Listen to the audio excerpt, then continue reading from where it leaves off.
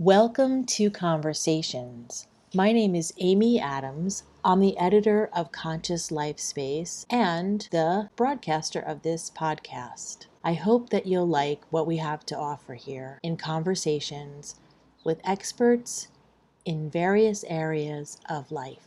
Today's episode, number 1, Opening Up to Your Mind and Body with Yoga, a conversation with Heidi Camuti. One of the lessons we learn in yoga is to take what we learn on the mat off the mat. And for some practitioners, this translates into a new career path. After becoming a new mom and leaving behind a career in television production, Heidi decided to delve deeper into the wellness field, first as a doula, then becoming a yoga instructor. About 1 year ago, Heidi was considering moving away from the holistic health realm as her full-time occupation and dedicating less time to it. But the universe would have none of that. Instead, her calling to do the work simply got stronger. She rededicated herself to it, and as a dedicated yogini and wellness educator, she was called to train on aerial silks and added this to her extensive list of teacher certifications. Some topics we discuss include Heidi's path to yoga, cultural links to yoga, what to consider when looking for a style of yoga to practice, the importance of breath, and the health benefits of yoga, as well as crying on the mat. If you're interested in learning about the benefits of yoga and how it can help guide you on your path, you're going to find lots of inspiration and information about yoga in this interview. Hi everyone, I'm Amy and today I am interviewing Heidi Camuti. She is a yoga instructor, but she also teaches some other movement courses, which she can talk about when I give her a chance to speak. I'll answer all the questions. So I have had the privilege of knowing Heidi for many years now, and both of us, when we met, were not on the path of yoga. Even though I had practiced yoga, she practiced yoga, but we weren't on this path where we were trying to get information out to people about yoga and about health and wellness and that kind of thing. Welcome to episode 1 of Conscious Life Spaces Conversations. So, Heidi, would you like to just introduce yourself and tell people a little bit about what you're teaching now? Currently, I am mostly teaching restorative. And so since 2010, I have primarily taught restorative and therapeutic yoga to people with chronic issues and special needs. That is my specialty. Where are you teaching now? Right now, I'm teaching restorative yoga to adults at Quell in Montclair, New Jersey. I also teach private clients who like to have home visits, who do not want to be in studio settings because they have some physical or emotional issues, and so they want the private in-home therapeutic type sessions. So how did you actually get into yoga? What was the thing that attracted you to it? Well, when I was in college, I was always attracted to kind of like outside the box, new agey stuff. So when yoga was on the offerings for physical education electives, when I was at Montclair State in the 90s, I took it as a gym elective, and the teacher was an athletic coach, and he was very into using visualizations, meditation, and breath to kind of prep athletes to get in the right space to perform physically. So that actually, my actual first yoga class, he was not so much about poses, he was about the mind stuff. I knew yoga had something to do with the mind, and like luckily that was the first stop for me. Then there was a studio called Star Seed owned by Jo T. Crystal. She was kind of a local shamanista around Montclair. And she was teaching straight up hatha yoga, no fancy vinyasa with music and dancey flow, just like straight Iyengar, the poses, correct alignment. Mm-hmm. And so that was the beginning in the 90s, in the late 90s, of me taking yoga, not teaching. Well, after years of taking and being around Montclair, which is like very saturated with yoga studios and so much yoga knowledge, I trained with Jennifer Cole. She had an outreach program in Newark, New Jersey. We were teaching teaching yoga and mindfulness as an enrichment in the Newark public school system. Mm-hmm. So in fact, I really started teaching like 8 to 13 classes a week, just volunteering. I was a stay-at-home mom, and being with my own daughter, it fit in for me to teach children. And that was a great way for me to teach a large quantity of classes and really learn how to be a teacher in a serving way, and how to cue classes and work with different audiences. Is that part of your teacher training, or did you go to teacher training first and then you did that? Well, I was a practitioner long enough that I could volunteer teach. And as I was working with Jennifer Cole, I decided to take her 300-hour training so I would be certified. And that training also covered restorative and prenatal. So in 300 hours, I was well covered to do vinyasa, hatha, prenatal, and restorative style. What happened is that after I was teaching in Newark a while, realizing all the behavioral issues and physical issues, I then did get certified in restorative and therapeutic in a deeper way at Yoga Works with Jillian Pransky, and put a focus on it. There's one thing that comes up a lot with yoga, and that is sometimes people feel like they are having to adopt another culture almost with this kind of spirituality. Right.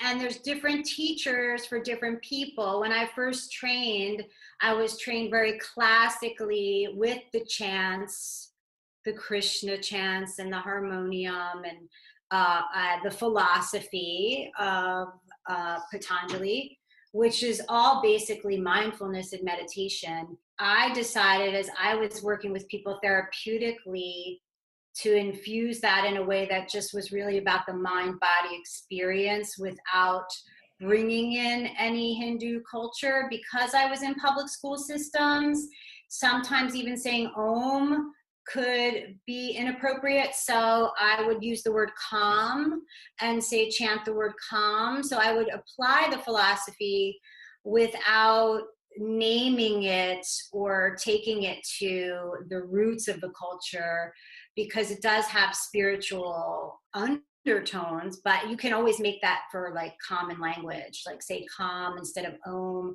You can play bowls or do sound, and you can do mindfulness exercises with art and all kinds of things. So doing it without bringing in the traditional Hindu origins basically is my angle, because I have to respect everybody's spirituality. And even in our training, some people were not happy with that aspect of the training because they came to really learn yoga and wellness, and they did not always want that. So that's not my angle as a teacher. One of the things that I thought was kind of interesting, I've seen some yoga teachers being critical about students who just come to it for physicality.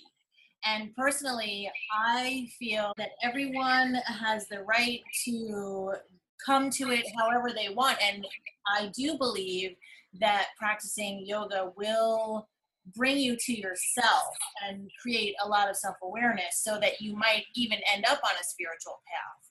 I don't really like this kind of judgment from some teachers. I don't want to, I'm judging the teachers, but. Well, everyone has to, I will go to this, everyone has to find the teacher that resonates for them. I might not be for everybody. I'm not a power, let's get hot and sweaty. I want people to get into themselves and come home to themselves and start to care about their own wellness. That's my angle. because wherever that takes you is going to be a win.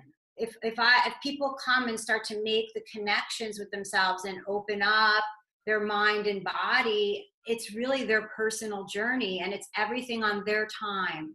I like that attitude personally. I mean, because I'm in agreement with you, but yeah, everybody arrives at yoga in a different place. Right. I'm hypermobile, and so my body arrives already flexible, but not strong. I arrive with anxiety or whatever that I work through. So some people arrive perfectly balanced, but I think we're always trying to maintain balance because every day is a different experience with different things to solve. So, but we're all working through our own stuff. And I think to take ownership that you have stuff to work through, because everybody does, that's coming home to yourself. Not for me to teach you some Sanskrit that you might not want. Yeah, and I think people can get that on their own, or maybe they can find a teacher.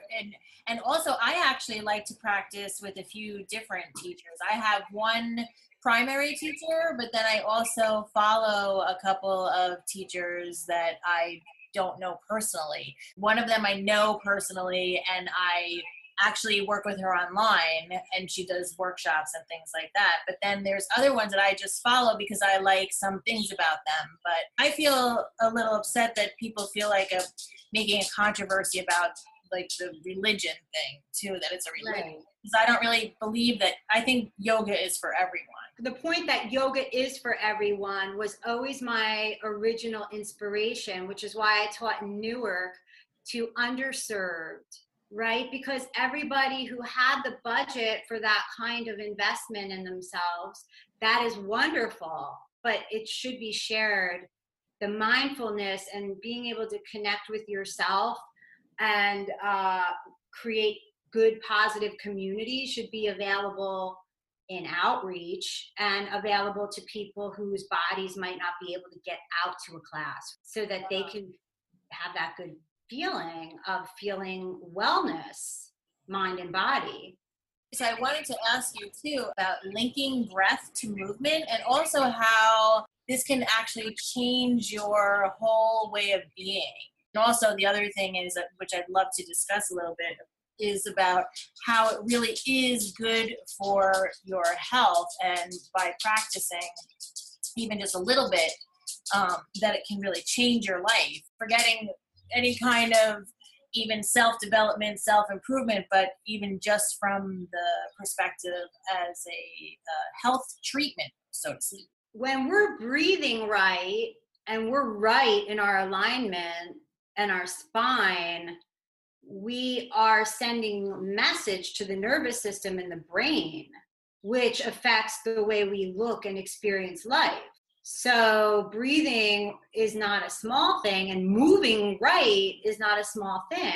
Sitting in crooked positions and not breathing well does something to our energy, and that tells our brain something, right?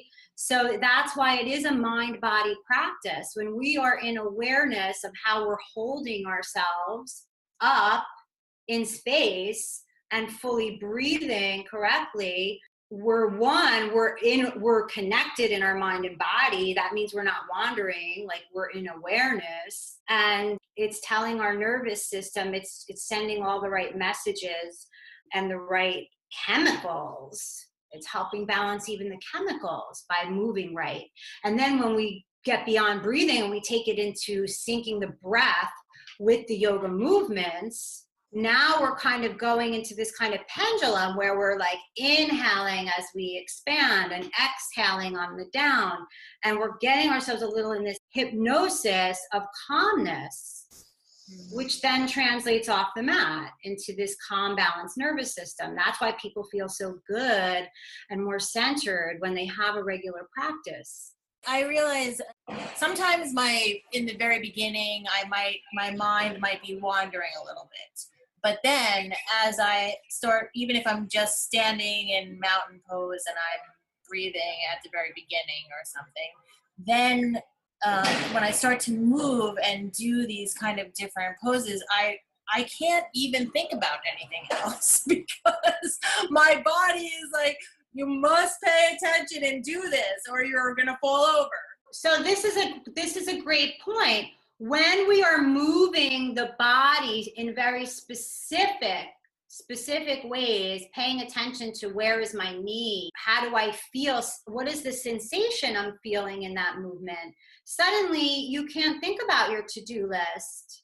Suddenly you can't sit there and obsess about some kind of self-doubt, right? Because you're fully focused on where every part of your body is, and am I fully breathing? And, oh, this feels a little uncomfortable. How can I adjust myself to make my body feel better? What am I noticing about my body? Where is my mind wandering? So sometimes we'll come to the practice so busy in our head, and you're going through the motions or the movements, and then I'll say to myself, I'll just talk about my own practice. I'll realize my head's not in the game and I'm not really moving properly. And then my mind's like, hey, pay attention to your body. You're here for this hour. Let it go. And then usually after class, it's already gone because I moved to the body. I think the greatest thing about yoga is really you are practicing present moment awareness without even totally in the moment.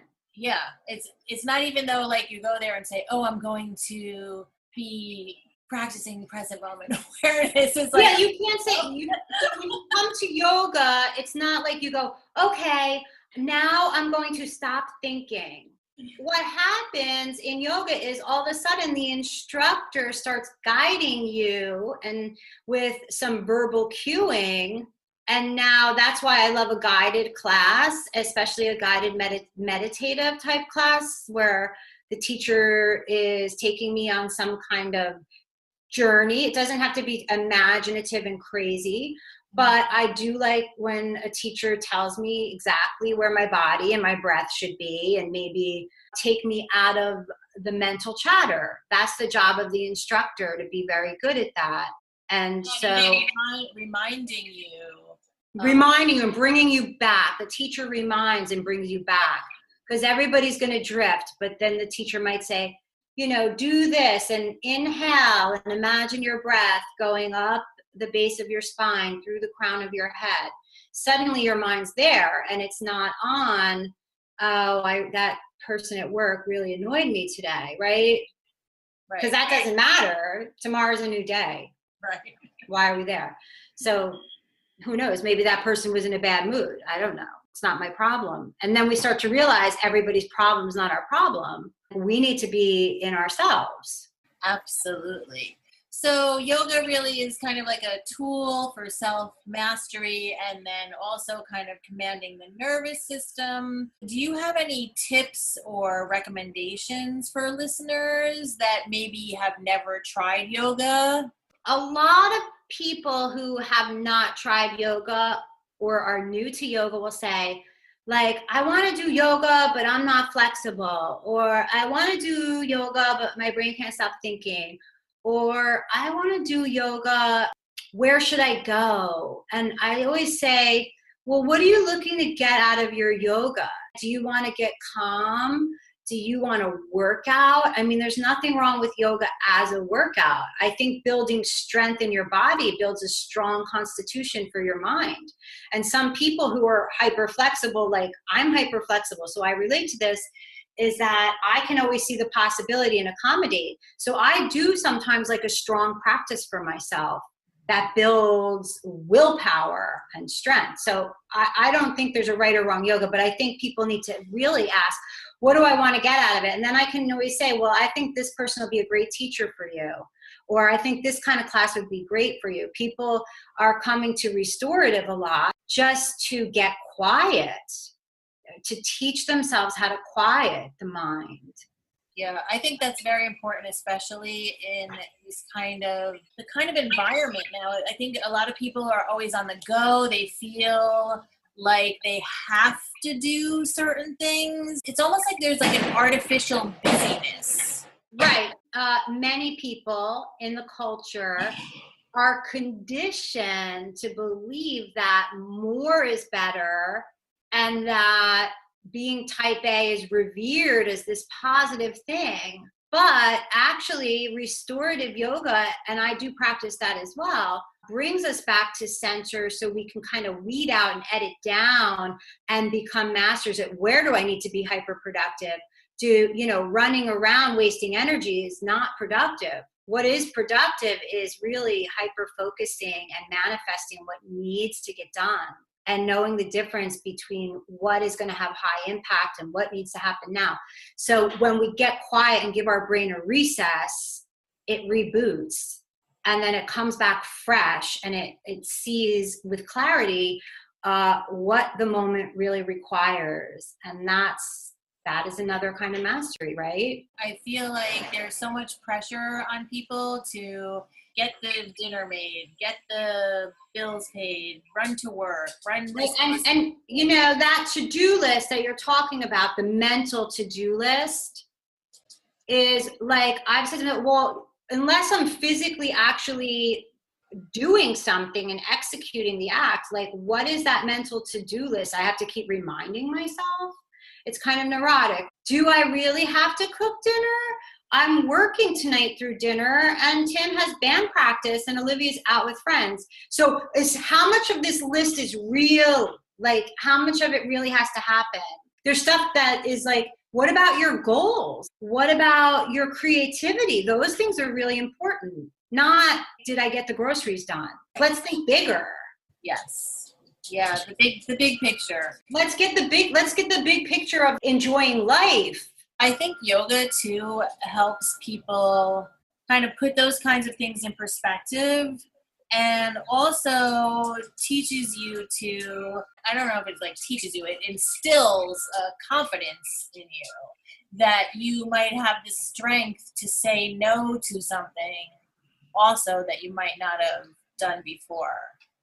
You might have been compelled to do something out of obligation. And then when you had to do it, you're like, oh no, but I'm not a teacher, so I don't have a lot of experience with how other students are. But from different people that I know that practice and from my own personal self, I feel like it does give you kind of a confidence or focus where you can. Yeah, I would say what I feel like you're referring to is that when you're working with yourself in this way, you come from center more, you're less reactive. Yes. So then what happens is your instincts become sharp and your decision making isn't so stressful. So like making to like comparisons and contrasting, like you're just going to know, you're going to feel it because you're centered and you're going to be like, that I'm going to do that. I'm not going to do that. Yeah. So I think that it translates as looking confident because you're getting to know yourself and what you like and you don't like, and you become unwilling to use your time and energy in ways you might if you weren't so aware, right? Yeah, I know a lot of people have said too that yoga can bring them to tears sometimes. Even when they're on their mat, they can just start to cry. It like releases something, and it's very healing in that way. Talking about crying on the mat is a very interesting subject, and I'm glad you brought it up because it happens to me. It happens when I'm teaching. It happens when I'm taking to some people. And I want to just say that a lot of people also, because this is the way we just know one way of thinking, is that if someone cries in the mat or in a pose, that they're going through something inside, it must be bad.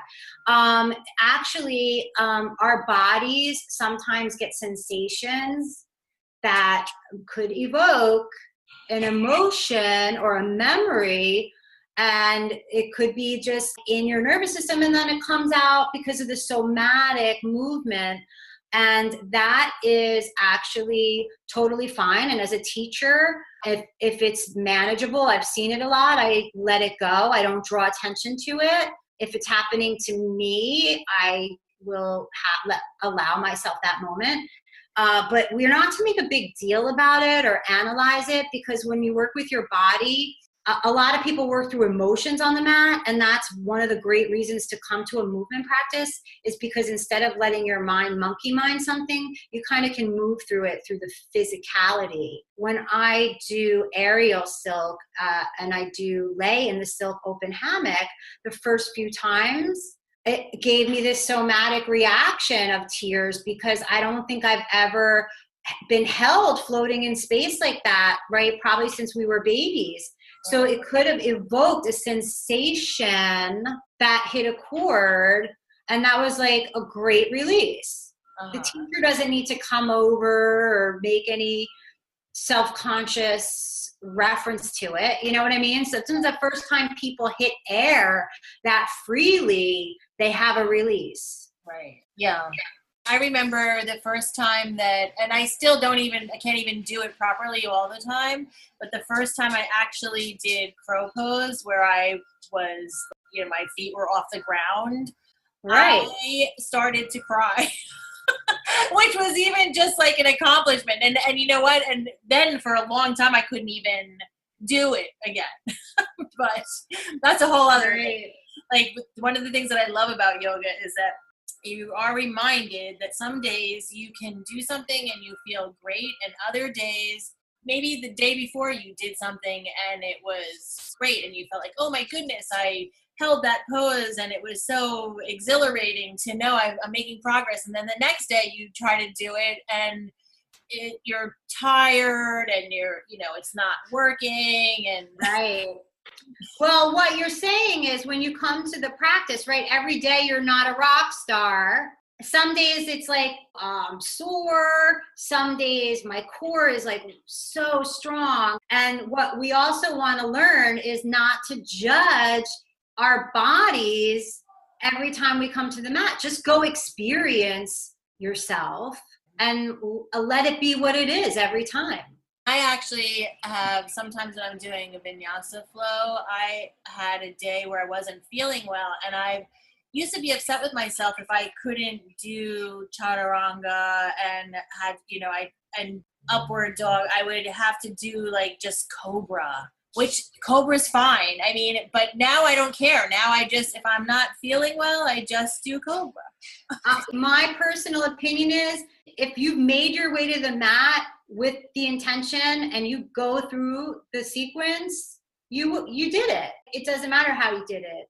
And it's not even just the rigorous practices like vinyasa, even the passive practice of restorative and learning how to be receptive and passive with yourself and become the observer and get comfortable with that is courageous. A lot of people avoid that kind of inner stillness because they're like, what is going to creep up? I don't want to look at it. But what if something ugly creeps up and you looked at it and you went, yeah, every thought is not rainbows and unicorns. So what? Right? This idea that if you're a yogi, you just like emanate light and positivity. I actually do not like, and this is an important subject, I don't know the word to use, but fake positivity, like trying to tell people something. Let it be what it is. Meet people where they're at and meet yourself where you're at. Yeah. And don't judge it. I agree with you. I feel like it's almost like a disservice to. It is a disservice because it makes someone who might be having depressed, anxious thoughts or what have you feel like they're wrong for yoga because they're not peace and love, right? So a lot of people come to yoga who've just lost a loved one or gone through a divorce or has a child who is having behavioral issues and they're very stressed out. So people arrive to yoga to really own their stress and try to manage it. So we shouldn't really try to tell them that, if you just change your mindset and you just think positive and do these moves, it's all going to be good. No. It's not. But you're going to teach yourself how to be objective with yourself. Right. Maybe you'll be a more calm parent. maybe you'll give yourself permission to grieve that loss. And that's balance, right? Rather than maybe having a drink or a cigarette or whatever you do, or getting your medication, maybe you'll start to process things in a balanced way. It's not always rainbows and unicorns. Yeah. I know for myself, sometimes a thought will come into my mind that's an old issue, an old thought that has the memory, you get memories in yoga. Yeah. And it's just like, I thought I worked that thing out. But I do try to practice kindness with myself, and I hope that all of the listeners here who want to try yoga too, that they will also do that. I really want to thank you today for taking the time to have this discussion, Heidi. And I hope that people will find Heidi in Montclair. If you're in New Jersey, you can find her there. And I will put information in the description so you will be able to find her website and learn more about Heidi and follow her on Instagram and all those things. So, well, I'm always up for talking about the experience of yoga, breath, or meditation, because really I don't think I could survive without doing those things, and teaching helps me keep that discipline in my life. Well, thank you so much. I really appreciate it. Thank you for listening. Don't forget to subscribe for more episodes. You can also visit the website at consciouslife.guru for show notes and learn more about our free forever gratitude course.